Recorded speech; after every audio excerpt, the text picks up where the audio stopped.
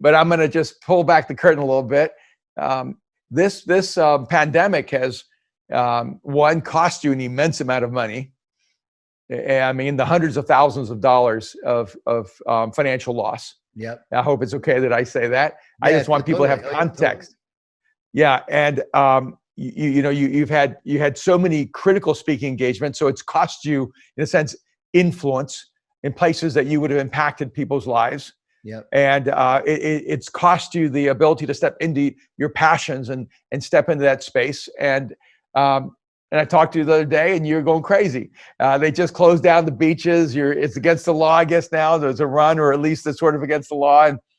And one day you said to me, "I am fighting to stay positive." And so I want you to see. I want to give that runway, because now everyone listening, I think, can relate to you. Mm.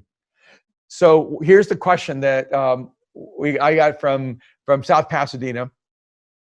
What are some of the mental structures that you've built in your own life to help you stay positive when you're going through struggle, or when you're going through crisis, when you're going through a pandemic? Yep. So when I am on my own, thinking on my own, I am fearful. With God, I am faithful. You need to understand that I am a natural pessimist. So I naturally go towards the negative. I grew up in Long Island, New York, in a Jewish Italian family, a lot of food, a lot of guilt. So I naturally go towards the negative. And I'm a pessimistic optimist, where I first go really negative, and then I have this eternal hope where I trust in God and I start to find more positivity, more optimism, but it's not on my own. It's really trusting in God. I find that when I just say, I trust in you, God. And yes, I've lost a lot of money, and I'm going to be losing a lot more money as the time goes on, because people are not booking events. I have a team of people that I am employing that I still have to pay, where money is not coming in.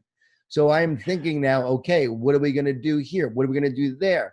I'm preparing for the future, the reality of it, but I'm also praying and trusting and believing that somehow, some way, it's going to work out. Like that's the only thing that I could do in this moment. You can prepare for the worst, right? Prepare, but also I believe expect with faith the best. So that's my mental structure right now, is to control what I can control. And there are things within my control, but to let go and surrender that which I can't. And one thing I know for all of us during this time, I truly know this, that stars shine the brightest in the darkness, and optimistic, faithful people will shine the most through adversity. And that through all of our challenge, through all of adversity, this is where we shine the most. So for me, it's when I find myself getting negative and down, knowing I got to be there for my wife, for my kids, for my family, and for my team that I'm leading, and for my community. And so being positive doesn't just make you better, it makes everyone around you better. So knowing that it's not just about for you, it's really about how am I feeding others? And if you don't have it, you can't share it. So I find myself every day. So what do I do practically? I feed myself each day. I talk to myself instead of listen to myself. So instead of listening to all the negative thoughts and all the fears and all the doubts, I speak positive words of encouragement and truth. Speak truth to the lies. I know that the lies of fear and doubt and negativity are not coming from me. I would never choose those thoughts.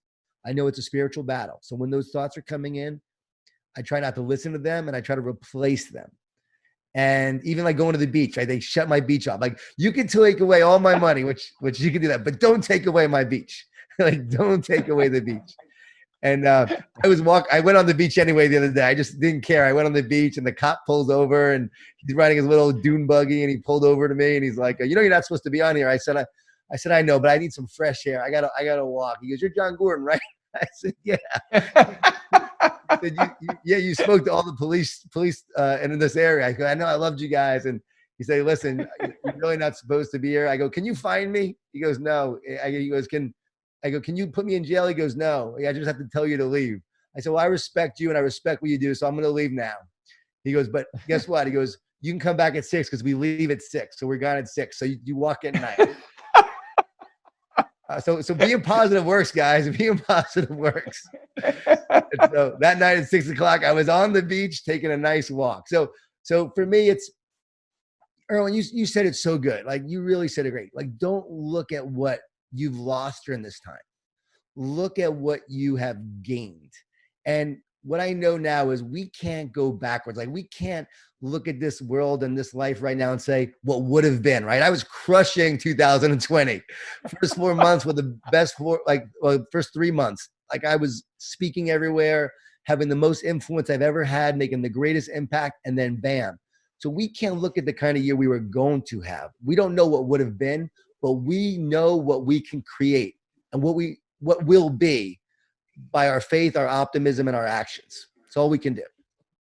That's so good.